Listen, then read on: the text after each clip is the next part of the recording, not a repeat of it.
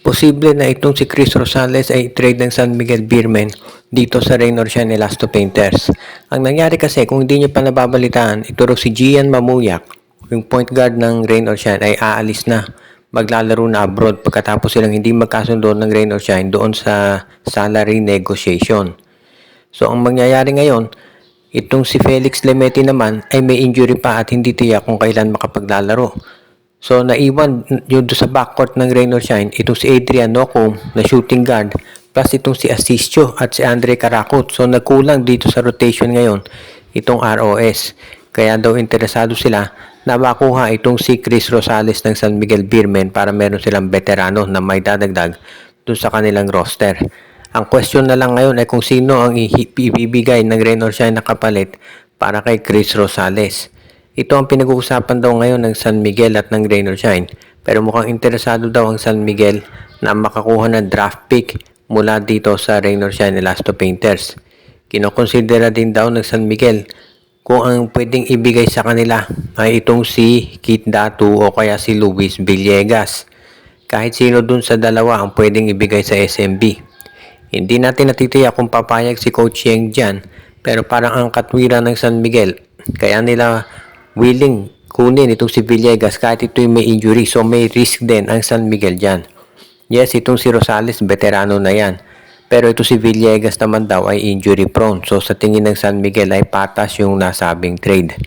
Ngayon, nandyan na yan kay Coach Yeng Giao kung papayag siya sa kanyang offer. Kaya nga sa tingin ko ngayon, matindi yung magiging usapan ng San Miguel Beer pati na rin nitong Rain or Shine Elasto Painters para makita kung magkakaroon sila ng kasunduan pagdating dito sa ganyang sitwasyon dahil syempre matindi na yung usapan dito. Ano nga ba ang prediction ninyo para dito sa Game 7 ng Barangay Ginebra at ng TNT? Sabi nga nila, all cards are on the table na at dito natin talaga makikita kung sino yung mananaig.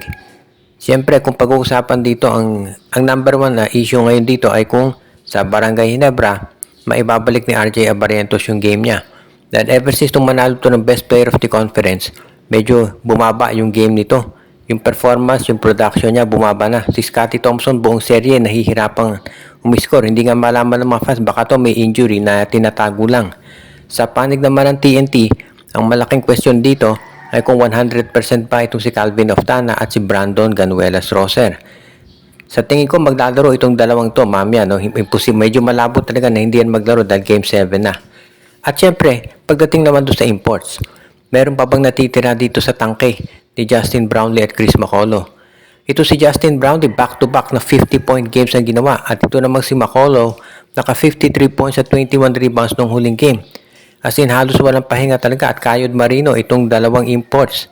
Dito natin talaga makikita kung ano ang mangyayari ngayon. Pero mukhang talagang sabi nga nila, ibubuhos na lahat. At ang isa pang aabangan dito sa serye, 4 na sunod nang naglaban sa finals, itong TNT at ang Ginebra. At 4 na sunod beses na rin tinalo ni Chot Reyes si Team Cone. So tignan natin kung mangyayari yan ulit. Hindi to unang pagkakataon na ang Ginebra lumamang ng 3-2 sa isang serye kontra sa TNT. Pero natalo sila. So yung Ginebra gusto na itong mabawi. Ang isa pang aabangan ngayon, officiating. Dahil alam natin, every time na matatalo itong TNT o kaya Ginebra, palagi nilang parehong sinisisi yung mga referee. So ngayon, sigurado magiging pag-uobserbahan ng mga tao yung magiging tawag dito. Kaya tignan natin kung anong mangyayari ngayon. Magiging matindi dito talaga.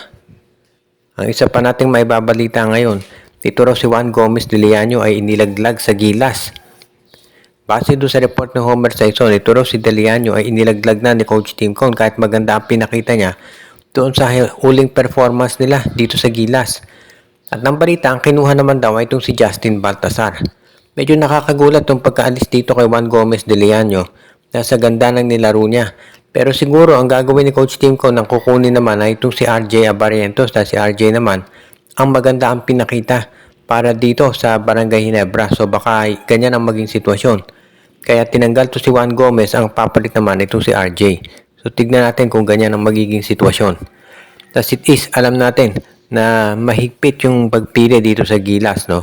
Kaya hindi na ako magtataka talaga kung medyo mahigpit yung nahihirapan si Coach Tim na pumili ng players. Either way, kahit sino naman ang piliin to sa point guard, meron talagang magiging question dyan eh. Kung nanatili si Juan Gomez de Leaño, sasabihin naman ng mga tao, ba't hindi pinili si RJ? Ang ganda na pinakita dito sa PBA Commissioner's Cup. Kung piliin naman si RJ, sasabihin, ba't yung nilaglag itong si Juan Gomez de Leaño? Ang ganda naman ang nilaro niya nung huling Gilas. Kaya mahirap talaga maging coach ng Gilas. Ngayon, ang importante dito, itong mga lineup ngayon ay talagang gumagawa na ng mga hakbang para makapagdagdag ng iba pang mga players para doon sa kanilang roster. Dahil syempre mabigat yung magiging laban ng Gilas Pilipinas dito sa susunod na window. At alam natin na talagang pinaghahandaan yan ngayon itong si Coach Tim Cone. Kahit na 100% siyang focus na dito sa Barangay Ginebra versus TNT, syempre inaabangan din niya yung magiging sitwasyon naman dito sa Gilas. Immediately pagkatapos nitong PBA, yan naman yung bagay na pinagpe-preparahan ni Coach Tim. Ang San Miguel Beermen nga ba ay nahihirapang humanap ng import dito sa Governor's Cup? Obviously, Barangay Ginebra may import na si Justin Brownlee. Itong Black Matter may kinuha na rin daw, plus itong NLEX Road Warriors, si Dequan Johnson, si Aaron Fuller para dito sa Raynor Chan Elasto Painters, si BJ Johnson naman para dito sa Phoenix, at itong Magnolia meron din daw nakuha ng import. So mukhang itong San Miguel talaga ay nag-aapuran na naman.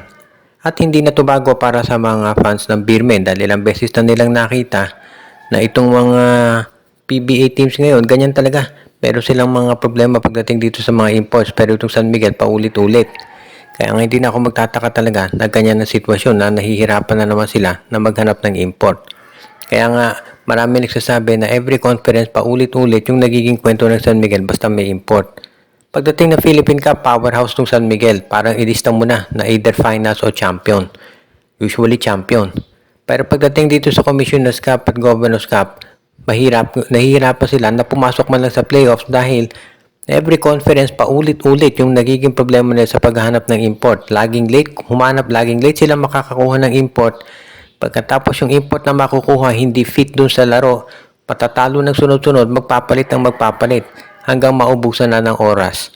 Kaya nga sabi nila kinakailangan talagang maayos na ng San Miguel itong problema nila sa import dahil paulit-ulit na lamang. Samantala naman, hindi rin natin masisisi dito yung coaching staff dahil sabi ng iba, no, ginagawa raw nila talagang lahat pero talagang hindi sila makahanap ng magiging fit dito sa sistema. Siguro problema kasi dyan yung style ng laro ng San Miguel, no? Parang yung pang dating old school basketball na nakafocus dito sa isang low post center. Sila na lang talaga ang team sa PBA na ganyan maglaro. So medyo nahihirapan sila na humanap talaga ng import. Kaya ngayon, tignan natin kung ano magiging approach naman ng management.